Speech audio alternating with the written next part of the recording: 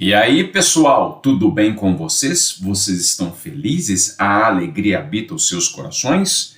Muito bem, galera, estamos trazendo aqui mais um vídeo, o segundo vídeo da playlist de Revolução no Haiti, Revolução do Haiti. Bem, agora vamos falar um pouquinho sobre a colonização, sobre os antecedentes da Revolução e trazer algumas informações extremamente importantes aqui. Pois bem, eu havia dito no primeiro vídeo que o Haiti, Saint-Domingue, ele era chamado de a Pérola das Antilhas por conta da quantidade de produtos enviados para a França. 2/3 do comércio exterior da França vinha do Haiti. Então, o Haiti era, portanto, um grande mercado, né, para os interesses franceses. O fato é que grande parte da população haitiana, num espaço muito pequeno, era formada de forma esmagadora por escravizados. Havia ali uma elite crioula, uma elite mestiça, na verdade, melhor dizer, não crioula, gente, me desculpe por essa palavra, porque essa palavra no contexto da colônia se remete a outra coisa, né? O crioulo, que eu vou falar mais tarde, ele, na verdade, é a língua que os haitianos falavam, e o crioulo, ele é a elite colonial branca, filhos de espanhóis, presentes em diversos lugares da América Espanhola, tá bom? Então, fazendo essa ressalva aqui, vamos voltar aqui para o ponto. Grande parte da população haitiana, então, era de escravizados, havia ali uma pequena parte de mestiços, filhos de brancos com escravizados, e uma minoria ainda menor de brancos. Bem, essa população de escravizados, essa imensa população de escravizadas, era mantida sob estrita vigilância e sob uma punição extremamente rigorosa. Os castigos físicos eram mais brutais que você possa imaginar, eram a regra do tratamento dos brancos sobre os negros. Isso fazia com que, por exemplo, o Haiti tivesse uma das colonizações mais violentas da América.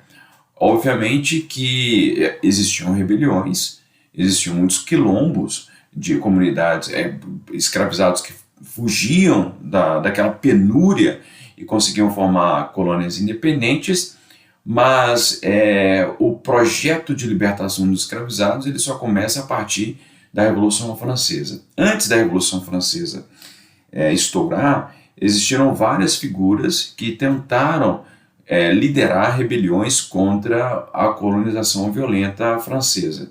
Um deles era o Mackendal, que era uma figura lendária, que entrava nas fazendas, libertava escravizados, enfim. Quando ele foi descoberto, ele foi queimado vivo.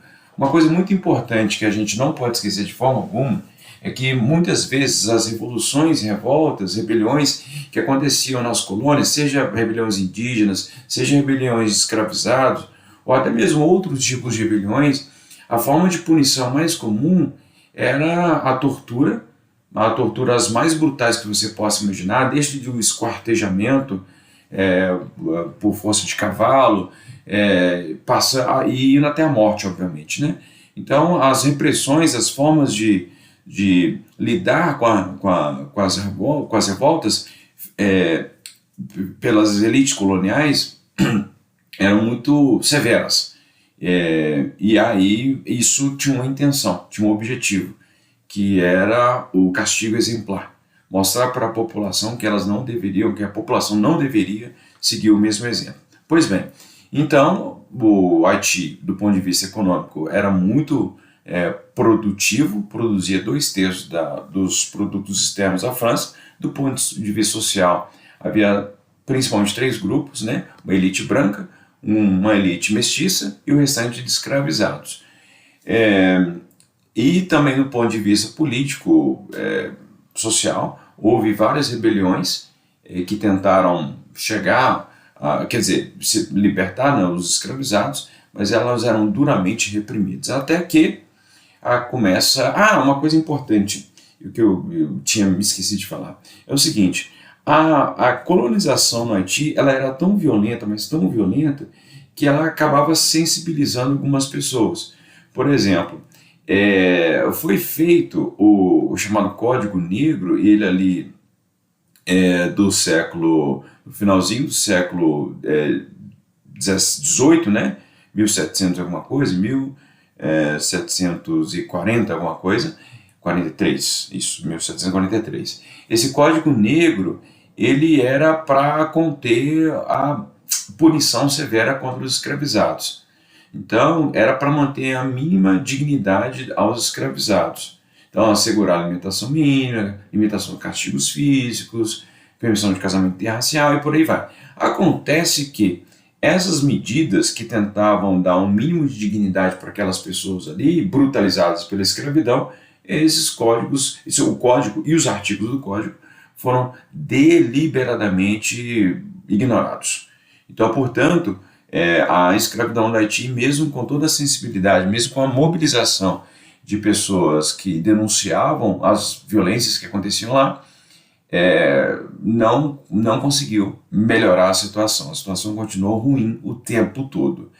Bem, quando assim estoura a Revolução Francesa ela vai inspirar tanto a elite branca, quanto os mestiços, quanto os negros. Então, há um impacto sobre os três grupos lá no Haiti. Os brancos, obviamente os burgueses, os senhores lá da colônia, eles queriam a participação, por exemplo, lá na Assembleia, da Assembleia Constituinte, né? Os mestiços também quiseram participar disso, obviamente eles não conseguiram, eles não deixaram eles participarem, e os escravizados, assim, inspirados naquele espírito de libertação, começaram então a fazer revoltas para conseguir se libertar. Uma primeira revolta que acontece é a de 1791.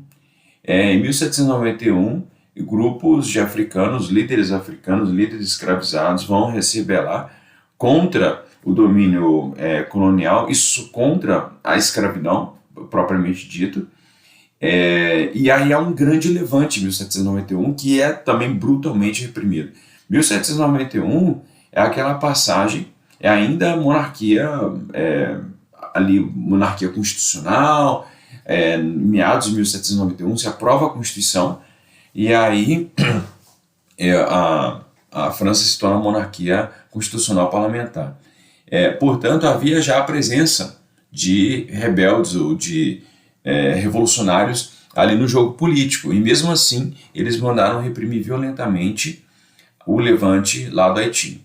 Bem, em 1794, sob o governo dos jacobinos, a escravidão é abolida, e isso vai fazer com que duas coisas. Primeiro, os escravizados começam a abandonar seus postos de trabalho, muitos deles, mas muitos também são ainda mantidos sob a escravidão.